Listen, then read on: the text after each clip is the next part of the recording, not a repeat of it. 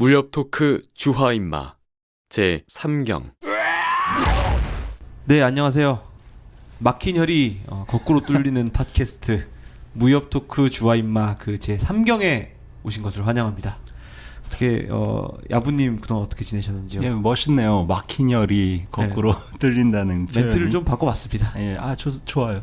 저희가 그 딸랑 2개 업로드했는데 반응이 꽤 괜찮죠. 그러니까요, 괜찮은 거죠? 예, 그 청취자분들 댓글도 몇 개 소개하면 재밌을 것 같아요. 네.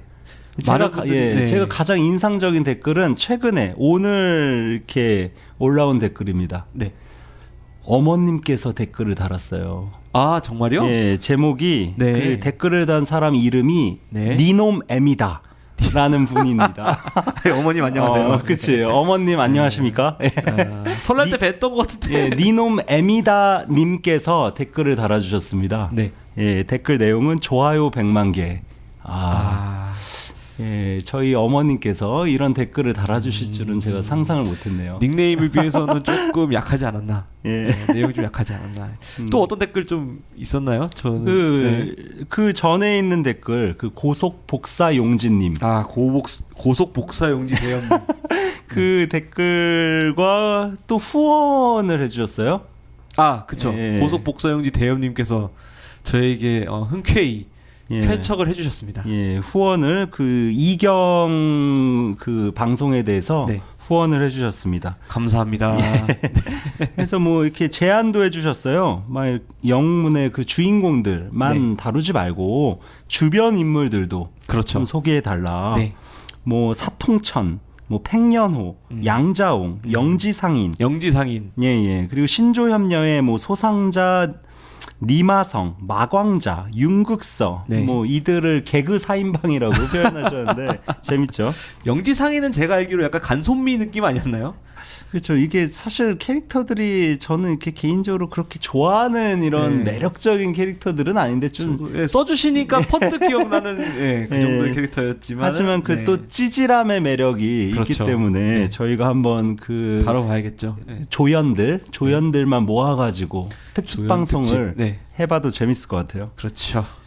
뭐 또 아주 벌써부터 무협 소설의 전문적인 이런 식견을 갖고 있는 분들이 댓글을 몇 개 달아주셨어요. 그래서 한국 무협 소설에 대해서도 좀 다양한 댓글들이 달렸죠. 맞아요. 그래서 저희가 한국 무협 소설까지 다룰 수 있을지 모르겠는데 언젠가 특집 형식으로. 근데 워낙 야부님께서 한국 무협 소설에도 저 예전에 좌백의 그 대도라는 작품을 한번 말씀드린 적 있죠. 네네. 그래서 좌백과 그 진산이라는 또 무협 작가가 있습니다. 두 분이 부부죠. 네네. 예, 그 좌백이나 진산의 부부 무협 소설 특집을 한번 해봐도 재밌고. 그렇죠. 예, 나중에 한번 해보면 좋을 것 같아요. 또 이게 권가야 작가님의 그 남자 이야기. 로 이렇게 재탄생된 작품이라는 소개도 있었습니다. 저도 그거 처음 알았어요. 예, 권가야 작가는 사실 제가 이분의 만화를 예전에 어렸을 때는 많이 읽었어요. 예, 되게 재밌는 좀 선 굵은 만화들을 멋있게 잘 그리죠. 그래서 제가 세대가 좀 달랐나 봐요. 저 잘 모르는 분이시긴 한데, 근데 아무튼 그 좌백의 대도라는 작품을 원작으로 한 만화가 있다고 하니 한번 또 관심 있으신 분들은 찾아서 읽어보시면 좋을 것 같습니다. 예, 이 분께서 그 황약사 스페셜을 부탁드린다고. 저희가 안 그래도 황약사는 저희가 정말 심도 깊게 다뤄야 될 사람이죠. 한 회로 끝나지 않을 것 같아요. 그러니까 황약사 제가 사실 너무 좋아하는 캐릭터여서 특히 황약사와 양과 그렇죠. 둘이 되게 비슷하지 않습니까, 느낌이? 그러면서도 둘이 또 나이 차이도 엄청난데 또 서로 우정도 있고요. 제가 뭐 거기 댓글에 댓글을 다시 달기도 했는데 사실 그 황약사랑 양과가 처음 만났을 때 나이 차이가 한 60년 정도 차이 나요. 저희 한번 생각해 보시면 저희보다 60살 정도, 60살 정도 더 많이 나이가 드신 어르신과 우리가 우애를 맺는다? 사실 상상하기 어렵죠. 어버이 연합 그 회원분들이랑 저희가 친구를 맺어야 되는. 근데 황약사 같은 사람이라면 사실 이렇게 충분히 친구 삼고 싶을 것 같은 생각이 들죠. 전 좀 생각해 보겠습니다. 좀 무섭긴 하지. 아니, 좀 그래요. 아무튼 천하오절 특집을 한번 하지 않을까. 꼭 해야죠. 네네. 알겠습니다. 그러면 오늘 방송을 한번 들어가 볼까요? 자, 오늘의 주제로 넘어가겠습니다. 네, 무협 토크 주화인마 제 3경. 오늘의 주제는 사조영웅전 라이징입니다. 예, 제목 멋있네요. 사조영웅전 라이징. 예, 다크나이트 라이징 같지 않습니까? 그거를 이렇게 흉내낸 제목이죠. 네네. 요거 부제를 또 지어주셨어요, 저희 아부님께서. 예, 저희 이 라이징이라면 일종의 프리퀄 느낌이 나는 그렇죠, 거라고도 할 수 있고, 예. 뭐 이렇게 애초에 모든 처음에 시작점을 보여주는 방송이다. 네.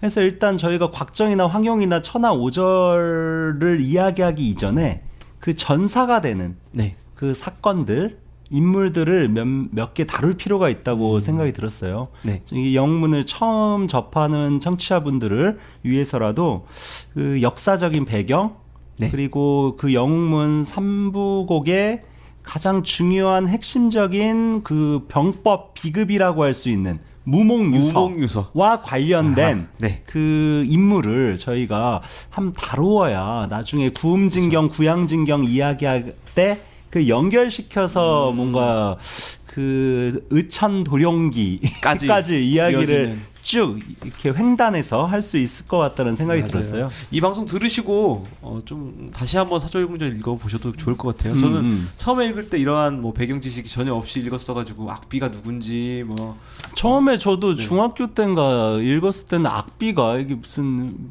여성인가? 그러니까 항상 궁금했어요. 어? 대체 악비가 누군지. 그러니까 비라고 하니까 무슨 후궁 느낌이 생각나고 그래서 이게 장수의 이름이라는 것도 이렇게 읽다 보니까 이렇게 알게 되죠. 그래서 이게 악비도 또 한글로 써놓으니까 그쵸. 그게 한자랑 상관없이 우리가 한글 음으로만 읽게 되면 이게 또 느낌이 다르거든요. 근데 실제 이 악비라는 그 글자도 한자로 보면 되게 멋있거든요. 네. 악자가 그 높은 산이라는 뜻이고 관악산 할 때. 예, 맞습니다. 맞아요. 예.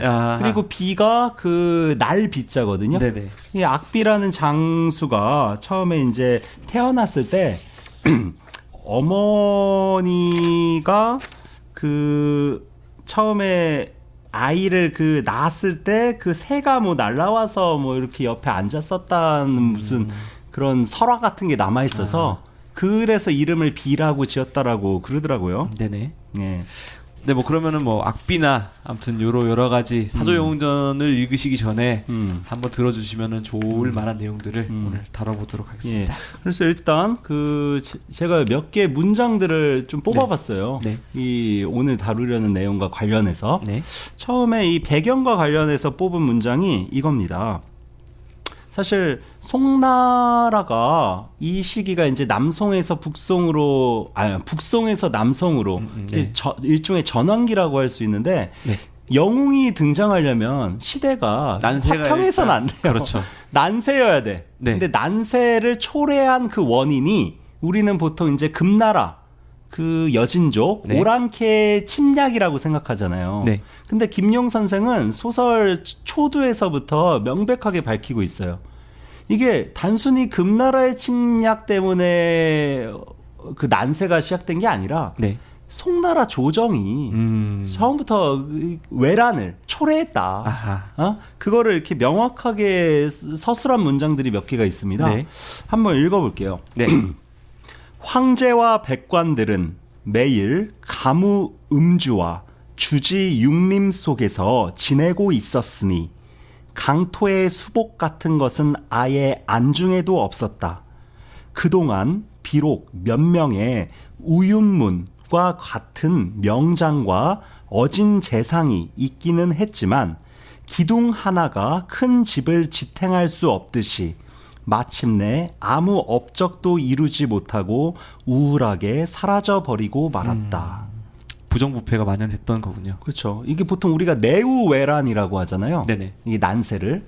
근데 이게 보통 내우외란은 내치의 실종이 외란을 초래하는 네. 메커니즘을 갖고 있습니다. 송나라 조정이 엉망이니까 나라가 내치가 엉망이니까 여진족이 금나라가 침략할 수 있는 빌미를 준 거라 할 수가 있죠. 그렇죠. 네. 그런 배경 속에서 이 소설이 시작된다라고 할 수가 있어요. 그렇군요. 정리하자면은 이제 영웅이 나타나려면 난세가 필수 불가결인데 그렇죠. 그 난세는 바깥으로부터 온 것이 아니라 바로 한족 자신이 초래한 그렇죠. 난세였다. 네, 그래서 뭐 이게 뭐 사실 조선사도 생각나고, 네. 그리고 우리 지금 현대사도 작금의, 오버랩이 되죠. 그렇죠. 네, 대부분. 그렇습니다. 그러면은 주인공이죠. 그렇죠. 곽정과 양강. 이 이름을 따온 사건이 있잖아요. 예, 그거를 저희가 정강지변. 좀 이야기를 해보면 좋을 것 같아요. 네네. 이 곽정과 양강의 이름이 왜 곽정과 양강이냐? 네. 일단 성이 곽씨고 양씨이기 때문에 성은 결정이 됐고, 그런데 50%는 바꿀 수가 없어. 50%는 결정이 됐고. 네. 근데 이제 그 이름, 네. 정이라는 이름과 강이라는 이름이 그냥 우리 한국 발음으로만 들으면 뭐 네. 발을 정자에 강할 강자처럼 느껴지는데 그렇죠. 네. 전혀 그런 한자가 아닙니다. 네. 그래서 이거를 우리가 먼저 이해하기 위해서는 이 정과 강이라는 글자가 원래 하나의 단어였어요. 네. 정강이라는 단어가 있습니다. 이거는 연호예요, 연호. 그러니까 북송의 그 9대 황제인 흠종의 연호가 연호. 정강입니다. 연호라는 게 그거죠. 이게 내가 왕이 됐으니까 이제 앞으로 우리 그쵸. 내 왕이 된 몇 년 후 이렇게 정하자. 그러니까 우리 이제 한국에서는 연호라는 게 지금 다 사라졌는데 근대 한국 대한민국에서는 그쵸, 네네. 주변에 일본만 보더라도 뭐 메이지니, 맞아요. 쇼와, 다이쇼, 쇼와니, 헤이세이니 이런 게 연호예요. 그렇죠. 지금 그럼 근해 4년이 죄송합니다. 예, 저희는 뭐 이렇게 연호가 없는 시대를 살고 있기는 한데 그래서 이 정강이라는 그 연호가 이 흠종이 다스리던 시대를 가리킵니다. 네. 근데 이 흠종이라는 이 임금은 이 재위한 기간이 2년이 채 안 돼요. 그래서 이 사람이 1126년이 정강 원년입니다. 네. 1126년 우리나라로 치면 고려 시대죠. 그렇군요. 네네. 그때 우리나라의 고려의 17대 왕인 인종이라는 분이 네. 그때를 재임하고 있었는데 그 시기에 이제 그 송나라의 정강 원년인 1126년에 벌어진 사건 이게 중요합니다. 네. 이 사건이 무슨 사건이냐? 송나라가 금나라에 그 패하고 전쟁에서 지고 중화의 중심지인 화북을 잃어버려요. 아하. 그때 8대 황제인 휘종과 9대 황제인 흠종이 그 금나라의 포로가 돼요. 아하. 그거를 이제 정강이라는 연호에 벌어진 변이다. 해서 정강지변. 네. 이라고도 하고 정강의 치욕이라고도 부릅니다. 네. 이건 실제 역사적인 사건이거든요. 네네. 예, 그 사건으로부터 모든 일이 시작합니다. 이게 그러니까 한족한테는 굉장히 부끄러운 사건이에요. 아니 자기네 황제가 지금 포로로 끌려갔잖아요. 네. 그래가지고 이 정강이라는 해에 벌어진 그 치욕 이게 이제 그 후대에 살았던 한족 지식인 그리고 강호의 무림 인사들에게 크나큰 이 역사적 각인을 네. 상처를 남기죠. 정강 쇼크라고도 볼 수 있겠네요. 네. 좋은 말이에요. 정강 쇼크라고 할 수가 있겠죠. 네네. 그래가지고 뭐 이 그 휘종이랑 흠종은 휘종의 그 아들이거든요. 네. 근데 이 사람들이 이제 다 잡혀가니까 그 흠종의 이제 동생인 강왕이라는 사람이 남송을 세워요. 이 시기가 정강의 치욕을 통해서 북송이 남송으로 바뀝니다. 그래서 남송이 된 거군요. 남쪽으로 네. 내려와가지고 지금의 항주 지역 네. 이만이라고 하죠. 그 소설 안에서는 네. 이만에다가 그 이만에서 황제 자리를 이제 계승해가지고 고종 황제가 됩니다. 네. 그 이 고종 황제 때 바로 악비라는 대장수가 등장하죠. 네네. 그래가지고 저희가 그 이 고종 황제 때 벌어졌었던 그 악비와의 그 관련 에피소드도 조금 이따가 같이 이야기해보면 좋을 것 같아요. 근데 제가 한번 말씀드리고 싶은 게 이 휘종이라는 황제가 그 이렇게 금나라의 포로가 될 정도로 그 나라를 이렇게 엉망진창으로 통치한 그 배경이 좀 흥미로운 지점이 있어요. 네. 이 사람이 이게 군사적으로는 좀 무능했는데 정치적으로도 무능했는데 그 문화 예술에 있어서는 매우 뛰어난 군주였어요. 뭐 하나 잘하는 건 또 있었네요. 그러니까 되게 어떤 문학과 예술과 뭐 그림이나 문예 뭐 이런 거에 있어서 음악에 있어서도 시서화에 뛰어난 재능을 보였고 본인도 재능이 있었고 스스로도 그림을 많이 네. 그려서 지금도 아하. 많이 남아 있어요. 그러니까 예술적으로는 뛰어난 재능과 능력을 갖추고 있는데 어떤 정치적 정치는- 군사적으로는 되게 취약한 전형적인 문약이라고 하잖아요. 네. 문약한 황제였죠. 아. 그래서 이제 이게 어떤 이런 외란을 내후 외란을 초래한 임금으로 이렇게 후대의 평가를 네. 받고 있기도 합니다. 그렇군요. 네. 그래서 아무튼 이 정강 쇼크에서부터 곽정과 양광의 이름이 나온 거군요. 그렇죠. 그때 뭐 여기 그 영문 초반에 그 구척이라는 그 구척이 전진교의 전진칠자의 그 장춘자 구척이라고 하죠. 네. 왕중양 제자인데 그 구척이라는 사람이 그 도사가 곽정과 양강의 아버지 네. 곽소천과 양철심의 아들에게 각기 곽정과 양강이라는 이름을 지어주죠. 네. 전진칠자의 그 구척이 엄청난 그 무공을 소유하고 있고 시에도 능하고 시에도 능하고 이 영문에 그런 대목이 있습니다. 그 양철심의 그 부인인 포석약. 포석약이 양강의 어머니잖아요. 네. 그 포석약이 임신한 사실을 양철심이 남편도 모를 때 네. 구척이가 먼저 알아내지 않습니까? 네. 그러면서 뭐라고 얘기하냐? 자기가 평생 배운 것 가운데 3가지 일에 자신이 있다. 아하. 첫째가 의술이요. 네. 둘째가 시. 셋째가 서투른 대로 무예입니다. 이거 되게 겸손하게 자기 의술에 그렇죠. 더 능하다라는 얘기죠. 그래서 아이를 임신한 거를 이렇게 바로 자기가 네. 알아챘다라는 얘기를 하는 건데 그 정도로 이렇게 문무에 능한 네. 사람이라고 할 수가 있죠. 구척이는. 구척이도 되게 초반에는 완전 매력적인 인물로 등장하는데 구척이 초반에는 막 악역인지 아닌 엄청 악역인가 무공이 싶을 정도로, 세고 그쵸, 예. 막 시에도 능하고 의술도 뛰어나고 네. 되게 뭐 이런 일종의 대엽의 풍모를 지니고 있지 않습니까?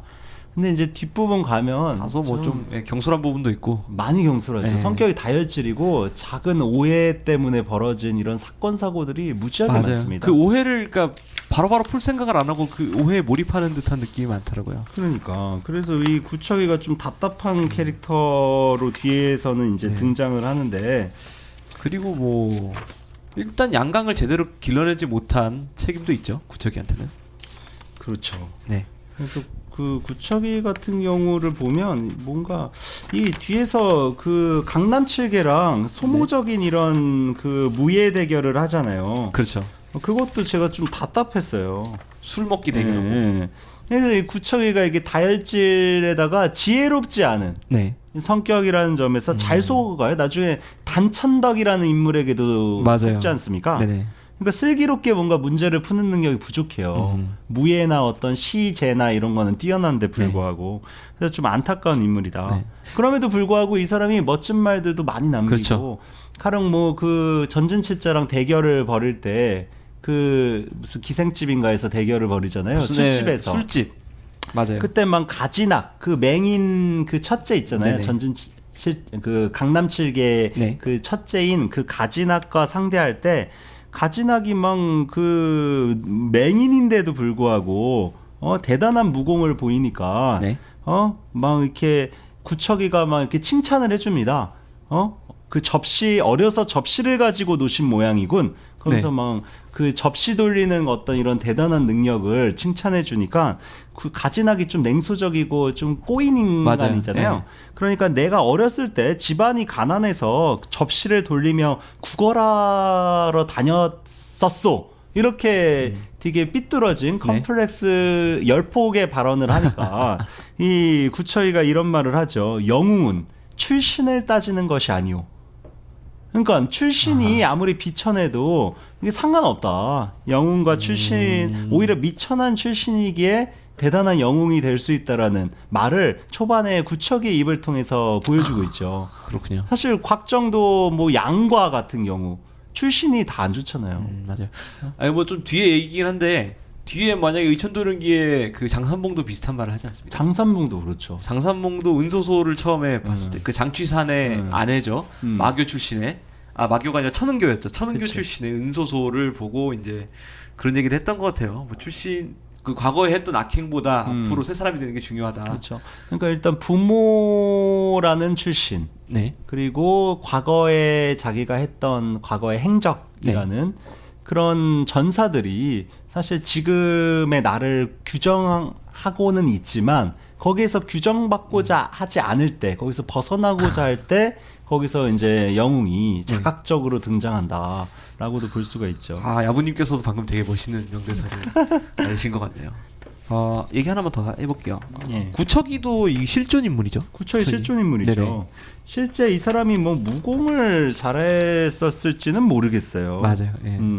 하지만 뭐 왕중양이라는 그 강호 오절 아니 천하 오절의 그 우두머리라고 할 수 있는 중신통 그 왕중양의 제자인 것도 사실이고 실제 나중에는 전진교의 이제 조사가 되기도 합니다. 5대 조사가 되기도 하고 그리고 이 구척이라는 인물이 나중에 실제로 징기스칸을 만나서 뭐 이렇게 뭐 전쟁보다 너무 싸움하는 거 좋아하지 말라 이런 덕담도 이렇게 할 정도로 실제로 징기스칸 레알 세계에서 징기스칸 만나가지고 그러니까 징기스칸 만나서 자기 이 영문에서 묘사되는 성격이랑 좀 다른 거죠 실제로는. 지금으로 치면 이제 트럼프한테 가가지고 이제 야 막 이렇게 하는 거 아니에요? 그렇죠.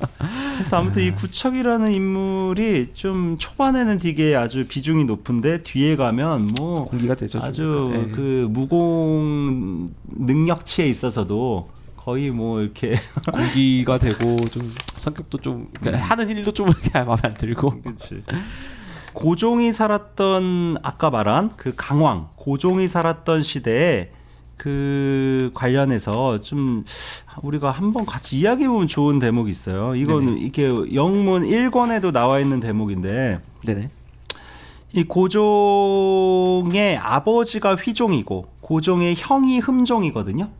그 아버지랑 자기의 큰 형이 다 금나라의 포로로 잡혀갔잖아요. 그리고서 고종이 황제가 된 거잖아요. 그러면서 남송을 이제 세웠고. 근데 이 고종이 얼마나 금나라가 무섭겠습니까? 자기 아버지랑 형을 이렇게 데려갔으니. 그래가지고 금나라를 이 영문에 나온 대사예요. 금나라를 호랑이 무서워하듯 하고 또 자기 아버지와 형인 휘종과 흠종 두 황제가 돌아오면 금나라에서 풀려나면 자기가 황제 노릇을 하지 못할까 두려워하여 간신 진회 이 진회의 말만 듣고 금나라와 대항하여 싸우던 악비 장군을 처형한 사람이 이 고종입니다. 이 고종이라는 사람이 이게 찌질한 임금의 전형이죠. 아주 판단을 아주 크게 잘못했네요. 그러니까 마치 그 자기 아버지랑 형이 돌아오면 자기 황제 자리 뺏길까봐 이렇게 노심초사했던 이런 찌질한 인물이야. 우리로 따지면 그 인조 같은 사람이라고 할 수 있어. 인조가 소현세자가 그 청나라에서 밀어줘서 자기 왕위 자리를 소현세자 아들한테 뺏길까봐 두려워했잖아요. 그랬었어요? 그런 거랑 똑같은. 그래서 나중에 소현세자 죽이지 않습니까? 그거랑 똑같아. 지금 금나라와의 고종과 금나라와의 관계가 조선의 그 인조 임금과 금나라와의 관계랑 되게 비슷합니다. 저는 그 조선시대 말씀하시길래 선조 이순신 선조도 비슷하죠. 선조 같은 경우도 이순신을 되게 질투하고 뭔가 두려워했잖아요. 자기가 갖고 있지 못한 이런 그 전투 군사적 능력, 그 백성의 신망 이런 것들을 질투했기 때문에 이순신을 죽이고자 하지 않았습니까? 그 이순신 자살설 같은 것도 그렇죠. 선조와 이순신의 관계도 되게 싱크로율이 높다. 그렇군요. 게다가 재미난 거는 악비와 이순신의 또 공통점이 있습니다. 둘 다 휘호가 충무예요. 충무공 이순신이라고 하잖아요. 이거는 저희 무협 토크 주화인마에서만 들을 수 있는 그 악비 우리가 아까 무목유서라고 하면서 무목이라는 게 악비의 사실 시호거든요. 근데 무목이라는 것은 후대에 이제 다시 바꿔진 시호고 맨 처음에 받았던 시호는 충무입니다. 충무공 악비라고 할 수가 있어요. 충무공이셨군요. 예, 그러니까 이순신이랑 똑같아. 네. 시호도. 왜냐하면 이 충무라는 시호는 어떤 군사적인 능력이 매우 뛰어난 사람에게 내리는 이런 일반적인 시호기는 했습니다. 축구로 치면 7번 같은 거. 그렇죠. 네. 그래서 이 충무라는 단어가 악비나 이순신이 다 공통으로 갖고 있는 이런 시호였다. 네. 이런 것도 좀 흥미로운 점이죠. 그렇군요. 예, 여기서 잠깐 음지에서 암암리에 활약하고 계시는 저희 전승민 성우님과 함께하는 시간이죠. 운기 조식 시간 마치고 다시 돌아와 보겠습니다.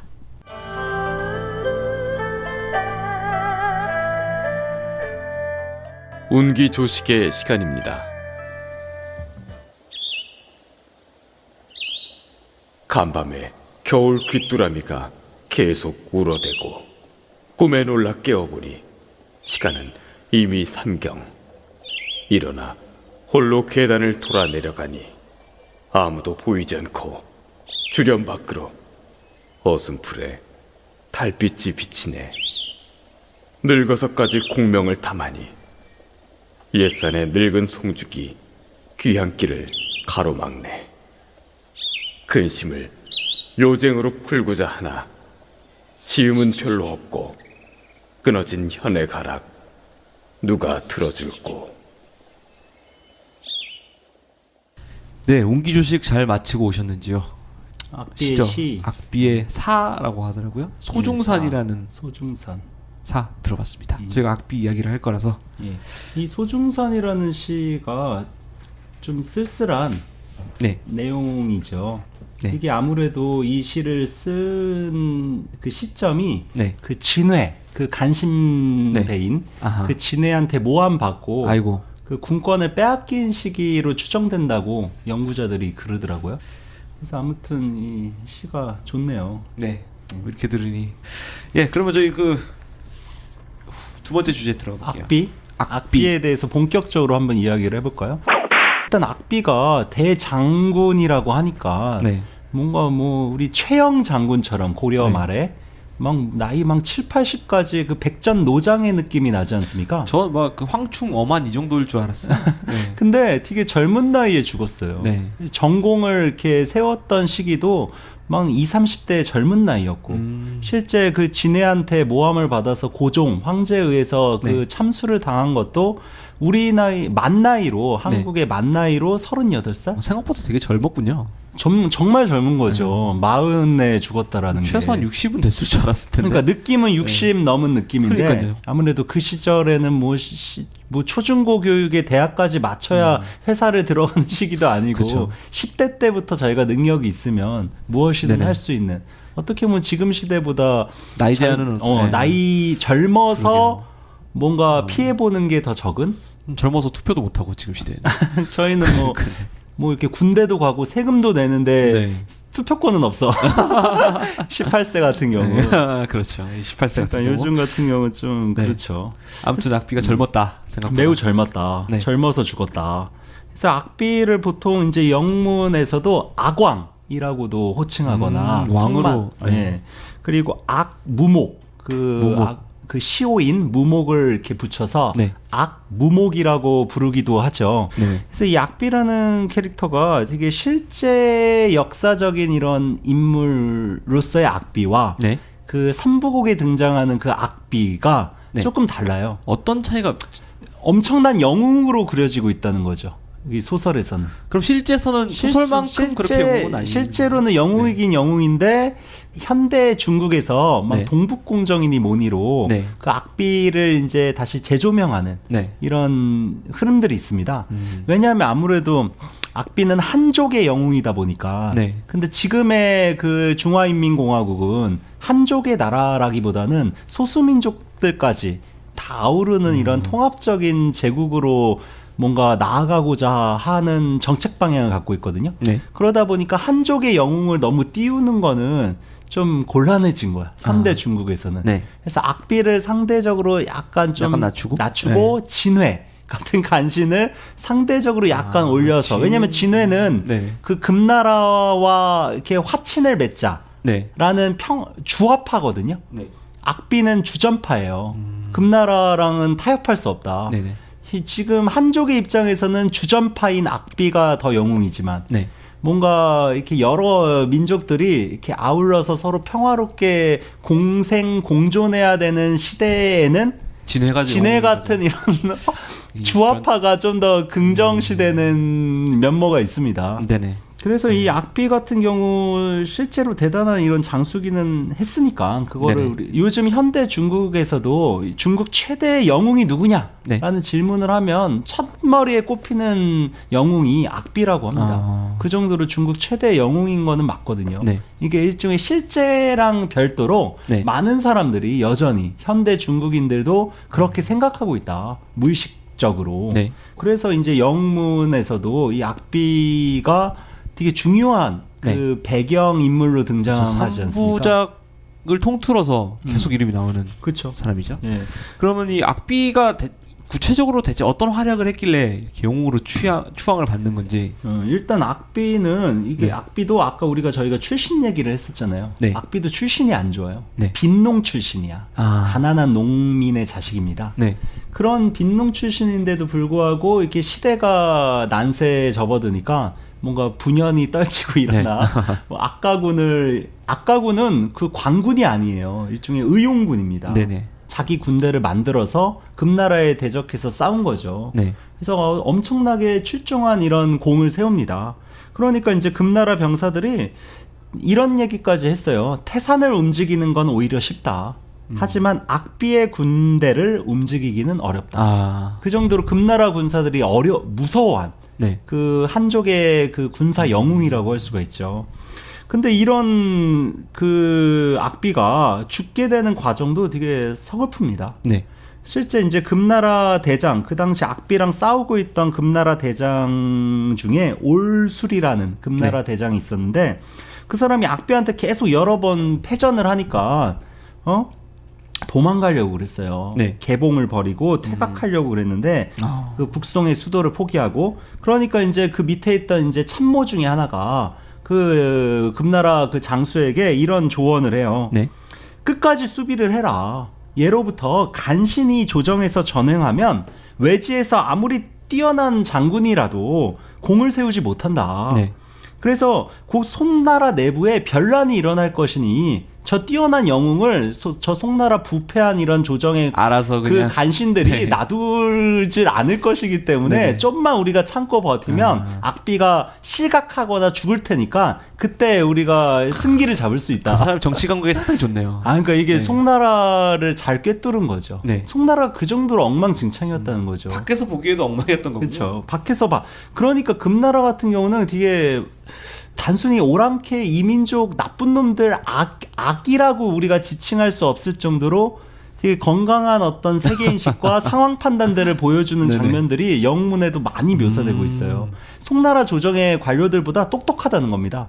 현명하고 그런 점들을 우리가 이렇게 감안해서 볼 때 단순히 선악구도로 볼 건 아닙니다. 송나라 조정은 선이고 뭐 금나라 관료나 뭐 그 누구야 그 양강의 아버지인 완한열 그런 완한열 같은 사람은 무조건 악이다라고만은 볼 수 없는. 왜냐하면 나중에 그 청나라를 세운 그 청나라 시기를 다룬 녹정기에서 보면 강희제가 얼마나 현명한 군주로 등장합니까? 이 강희제가 완한열의 후손이거든요.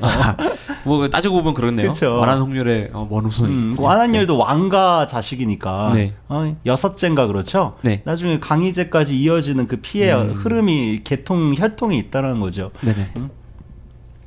그래서 이 진해 같은 경우는 이제 아까 말씀드린 것처럼 그 주화파, 옹건파의 거두라고 할 수 있는 그 재상이고 그 악비는 주전파의 거두이기 때문에 그 악비와 진해와 악비 사이에는 갈등이 정치적으로 있을 수밖에 없었다는 거죠. 그래서 결국 이제 악비를 처형시키지 않습니까? 근데 이제 재미난 것은 그 악비가 물론 이렇게 비참하게 죽었지만 바로 후대 바로 악비의 누명이 벗겨져서 한족의 영웅으로 수왕되지 않겠습니까? 그래서 악왕묘라는 것도 이제 세워져요. 악왕묘. 그 묘소가 아주 크게 세워집니다. 그래서 이제 거기에 그 매국노인 이제 진회, 그리고 뭐 그 진회의 부인인 왕씨 이런 사람들이 무릎 꿇고 있는 동상을 악비 동상 앞에 이렇게 세워놨대요. 센스가 있네요. 그러니까 이제 너네가 이게 나쁜 놈들이니까 평생 죽어서도 이렇게 참여하라. 네. 근데 이제 아내의 동상까지 만든 게 좀 독특하죠. 네. 그래서 뭐 지금까지도 아광묘에 가보면 막 사람들이 막 침을 엄청나게 뱉는데요. 그 진해 부부에게. 그래서 침을 네. 뱉지 말라는 뭐 푯말도 있다고 할 정도니까 현대 중국인들도 그 악비를 얼마나 좋아하고 네. 진해를 얼마나 미워하는지를 네. 우리가 알 수가 있죠. 네. 그러면 이렇게 중요한 인물인 악비. 저희 사조 3부곡에는 어떤 그게 이제 나타나나요? 저희가 그거를 얘기하려고 이렇게 지금까지 좀 긴 얘기들을 했는데 네. 일단 무목유서라는 병법서와 연결시켜서 우리가 이야기를 해볼 필요가 있습니다. 무목유서. 이 무목유서가 참 대단한 이런 그 비급으로 네. 이 소설에서 계속 묘사되고 있잖아요. 그래서 이게 영문 3부작과 무목유서가 어떻게 연관되는지만 한번 좀 네. 이렇게 간략하게 훑으면 네네. 좋을 것 같아요. 알겠습니다. 네. 일단 무목유서는 그 악비가 남긴 이 병법서인데 네. 나중에 악비의 친구인 한세충이라는 그 또 대단한 사람이 있습니다. 네. 그 한세충이 이제 악비의 이제 시와 서찰, 뭐 상소문 이런 것까지 모아가지고 그 하나로 이렇게 묶어서 책을 편집을 한 거예요. 네. 그게 이제 무목유서입니다. 네. 근데 이 한세충이나 뭐 이렇게 악비 등등 그리고 그들과 관련된 인물들이 영문에 많이 등장해요. 네. 가령 그 철장방 혹시 기억나세요? 구천인. 네. 그 철장방의 그 구천인 바로 앞대의 그 방주가 상관 검남이라는 인물이에요. 그 상관 검남 이름도 막 발음하기 어려운데 이 상관 검남이라는 사람이 그 악비와 함께 싸우던 장수인 아까 말씀드린 한세충의 부하입니다. 네. 네. 그러니까 이제 이게 역사적인 인물과 그 가공의 인물이 이렇게 연결이 되는 거죠. 그렇군요. 네. 그러니까 악비의 친구인 한세충의 부하가 철장방의 방주이고 네. 철장방의 방주의 그 다음 방주가 영문에 자주 등장하는 구천이라는 인물이라는 거죠. 네네. 그래가지고 아무래도 이 상간 건남은 그 무목유서의 존재를 아니까 네. 그 황궁에 들어가서 책을 훔쳐와요. 네. 훔쳐와가지고 원래 악비는 이제 황궁 폭포 뒤에 있는 밀실 속에다가 그 무목유서를 숨겨놨었거든요. 네. 그거를 이제 상관 건남이 훔쳐와가지고 다시 한세충에게 주고 네. 한세충은 그거를 모아가지고 시, 서찰 이런 것들을 편집해가지고 다시 상관 건남에게 주고 네. 이제 상관 건남과 한세충은 뭐 원래 장소에서 무목유서를 가져왔잖아요. 네. 그 황궁 폭포 뒤에 있는 밀실에서. 그러니까 후대 사람들이 거기에 있는 그 자신이 남긴 그 무목유서를 찾지 못할까봐 두려워가지고 네네. 거기에 이제 그 일종의 사인을 남겨요. 거기 무목유서가 어디에 숨어 있는지. 네네. 그게 이제 유명한 그 구절이죠. 무목유서는 철장산 중지봉 둘째 마디에 있다. 이게 되게 중요한 모티프로 영문 일부에서 계속 맞아요. 등장하거든요. 네네. 그러다가 이제 나중에 금나라의 그 완한열, 그 네. 양강의 부친이 양강 진짜 부친이 아니라 의부라고 할 수 있는 완한열이 이제 그거를 찾으려고 송나라 황궁에 잡입하고 그러다가 10년 근데 그 이전에 이미 황약사 제자인 그 고경풍 기억나세요? 기억납니다. 이 스토리가 네. 되게 복잡한데 이 고경풍이 황약사한테 막 다리 막 분질러져 가지고 이렇게 쫓겨난 다음에 황약사에게 뭔가 계속 이렇게 보답하려고 네. 황약사에게 잘 보이려고 막 온갖 이런 보물들을 훔쳐가서 이렇게 모으지 않습니까? 네. 황약사에게 선물로 주려고. 그러던 와중에 무목유서의 그 행방이 적힌 두루마기까지 그 고경풍이 가져와요. 그래가지고 그 고경풍의 그 주막에 있던 그 밀실에서 나중에 곽정과 황영이 네. 그 두루마리를 얻게 됩니다. 네네. 그러면서 이제 나중에 그 무목유서의 존재를 이 주인공인 곽정과 황양도 알게 되죠. 네. 근데 나중에 곽정은 실제 이 무목유서를 이용해가지고 이 몽골군을 그렇죠. 도와가지고 호라즘이죠. 호라즘 왕국이랑 싸워가지고 승리하죠. 네. 그러니까 이 실전에서 활용을 한 겁니다. 무목유서를 이용해서. 그리고 나중에는 의천도령기 같은 경우에는 의천도령기에서는 이제 곽정이 그 몽골군의 그 전략 전술, 몽골이 엄청나게 잘 싸우거든요. 그렇죠. 그거를 악비가 남긴 무목유서에 통합해요. 그거를 이제 곽정은 똑똑한 애가 아니잖아요. 네네. 황룡이 똑똑하잖아. 네. 황룡이 또 이렇게 핵심적인 요점을 간추려가지고 또 설명을 풀이를 해줘가지고 그거를 또 이렇게 병법서를 만듭니다.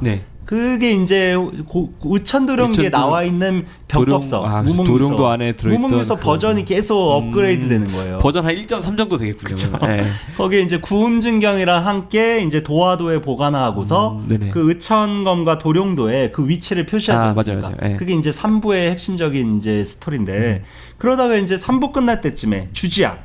주지약이 없기는 하지만 뭐 전혀 쓸모가 없었다가 나중에 장무기가 그 무목유서를 이렇게 얻게 되죠. 그걸로 이제 몽골과 싸워서 또 이깁니다. 그러니까 이것도 재밌죠. 곽정은 몽골의 편에서 무목유서를 활용하고 나중에 장무기는 몽골과 싸우는데 무목유서를 활용하죠. 그렇죠. 그런 식으로 이렇게 무목유서가 사실 강호 무리민들에게는 별 소용이 없는데 무공을 익힌 사람들한테는 필요가 없는데 이게 군사적인 영역에서는 그 되게 중요한 그 텍스트라는 거죠. 가령 소개를 해드리자면 여기에는 이제 군사 전략, 공격법, 방어법, 훈련법, 포진법, 야전법 이런 것들이 기록돼 있다고. 이거 제가 이렇게 영문 소설을 읽으면서도 이게 손자병법이랑 비슷해요. 이 체제가 제갈량도 이렇게 팔진법이라는 진법을 개발해내는데 그것도 이렇게 기록되어 있습니다. 이 안에는. 그래서 이제 이런 식의 그 동아시아 고대의 그런 어떤 병법사 전통 속에서 악비가 실전 경험 속에 그거를 새롭게 업그레이드 시킨 병법서, 군사 이론 실천 지침서라고 할 수 있는 게 무목유서라고 하겠습니다. 이 원래 천하와 강호는 구분돼 있거든요. 이게 천하에서 이렇게 황제가 되기 위한 쟁투는 이거는 개인의 무공 능력으로는 이렇게 어려워요. 군사를 지휘해서 전쟁에서 이겨야 되거든. 그 거기에서 가장 중요한 비급이 무목유서. 그리고 개인의 영역, 강호의 영역에서 개인이 무공을 이렇게 최대치로 발휘할 수 있는 이런 비급이 구음진경, 구양진경 같은 거죠. 그래서 이렇게 천하와 강호를 양분하고 있는 가장 중요한 그 비급의 두 비급의 그 텍스트가 세트로 의천도령기에 이제 의천검과 도령기에 담겨지게 되는 거죠. 그렇군요. 저는 항상 그 의천도령기 읽을 때 친구들이랑 그런 얘기를 했었어요. 너는 의천검이랑 도령도 중에 뭘 갖고 싶으냐?